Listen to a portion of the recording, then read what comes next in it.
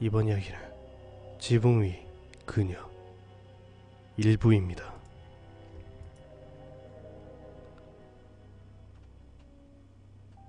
며칠 바다낚시를 하러 남도 여행을 다녀왔습니다. 이 일은 24년에서 5년 전쯤 저희 부모님이 겪으신 일입니다. 이 이야기를 어머님께 들은 게 작년에 휴가를 다녀오면서인데, 장거리 운전을 하며 지루해하는 제게 지독하리만큼 절실한 기독교 신자신 어머님께서 뜬금없이 이런 이야기를 해주신 이야기입니다. 때는 바하여로 80년대 초, 제가 학교를 막 들어가기 전 6살 때쯤이었다고 합니다.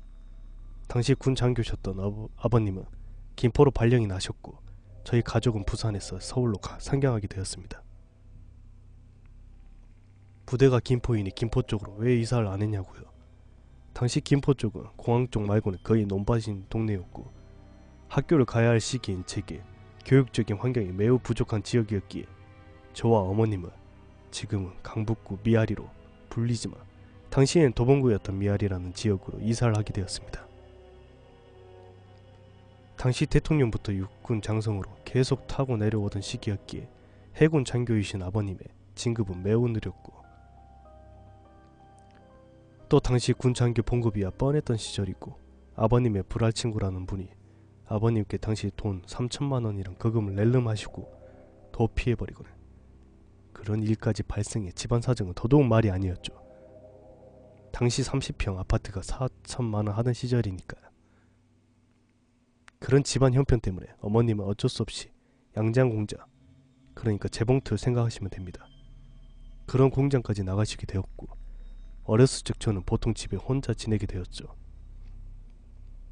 물론 집에 조그마한 단칸방에 새 살면서 간간히 저를 봐주는 할머니가 계시긴 했지만, 그분은 제 기억에도 어머니 앞에서 참 제게 잘하는 척했지만 집에 어머님이 없을 때 자기 일만 하시던 그런 노인네였습니다. 물론 아버님은 부대 내에서 지내셨고 간간히 매달 한 번 겨우 집에 들어오실 정도였어요. 저희 가족은 다 같이 모이는 날과 시간은 한 달에 한 번 정도였죠. 서론이 길었네요. 어머니께 잊지 못할 충격의 사건이 되었던 그날은 장마가 한참인 여름이었다고 합니다. 그날도 역시 어머님은 저녁 8시 공장일을 끝내고 들어오셨고, 장마가 한창인 때라 청둥 번개를 동반한 비가 엄청나게 내리던 날이었다고 합니다. 제게 저녁을 차려주고 제가 잠이 드는 걸 확인한 절실한 기독교 신자셨던 어머님은 평소와 같이 굵은 노트에다가 성경을 써 내려가고 있었다고 합니다. 저녁 11시쯤 갑자기 하는 소리와 대문 밖에서 들렸고, 오지게 오는 빗소리와 함께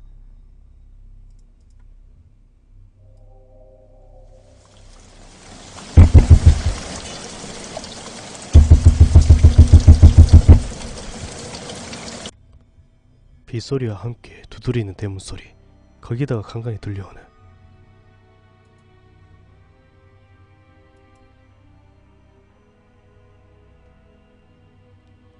잠깐 문 좀 열어보세요 하는 여자의 목소리가 들려, 어머님은 기껏해야 나이 먹은 노인네 하나와 어린 저 하나밖에 없는 집이었기에 많이 무시하셨지만 문 밖에서 들리는 소리가 여자의 목소리고 낯이 있기에 기다란 우산을 무기 삼아 대문을 열어주었다고 합니다.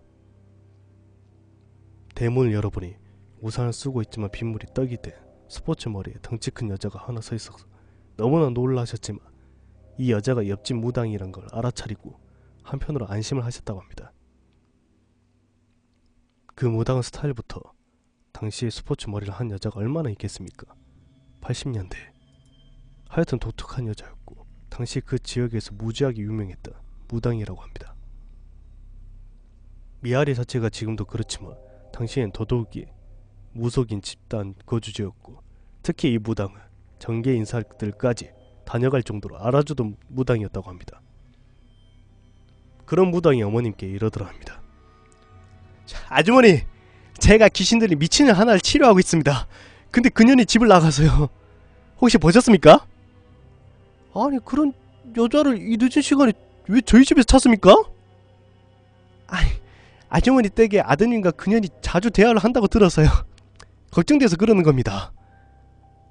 하도 유명해서 호기심은 가지고 있었지만 절실한 기독교 신자셨고 자기 아들이 귀신 들린 연하고 올린다는 막말을 하는 무당에게 어머님은 크게 화를 내시며 문을 닫아버리셨다고 합니다.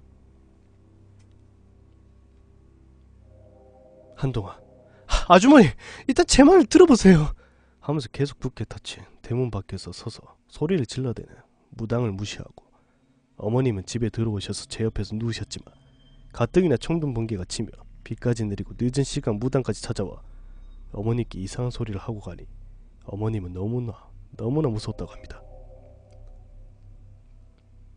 그래서 손에 조그마한 십자가를 드신 채로 잠깐 잠이 드셨고 이상한 꿈을 꾸게 되셨다고 합니다. 내용인즉 외할아버지가 집을 들어오셔서 문이랑 문은 쾅쾅 열어 제끼며 화를 내시며 어머니께 그러셨답니다. 야 막내야 빨리 일어나 빨리 밖에 미친 개가 있어 빨리 내쫓아 빨리 이런 말을 계속 반복하시면서 어머니께 호통을 치셨고 총동소리보다 더 큰 호통소리에 어머님은 눈이 번쩍 뜨셨다고 합니다. 그래서 바로 거실에 나가 베란다를 열고 밖의 상황을 보셨고 어머니는 엄청난 공포를 느끼게 되셨죠.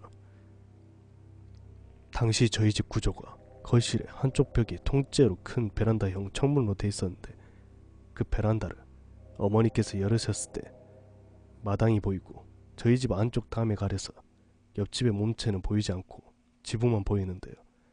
그 옆집 지붕 위에 머리를 산발을 한 흰색 옷을 입은 여자가 두 다리 팔로 감싸 안은 채로 앉아서 어머님을 그 새벽의 어둠 속에 어머님이 확실하게 느낄 수 있게 노려보고 있더랍니다. 그리고 너무나 놀라서 오히려 움직이지 못하고 서 있는 어머님을 보며 고개를 뒤로 젖어가며 웃는 신용까지 하더랍니다. 약간의 경사가 진 지붕 위에서 미끄러지지도 않고 앉아서 말입니다.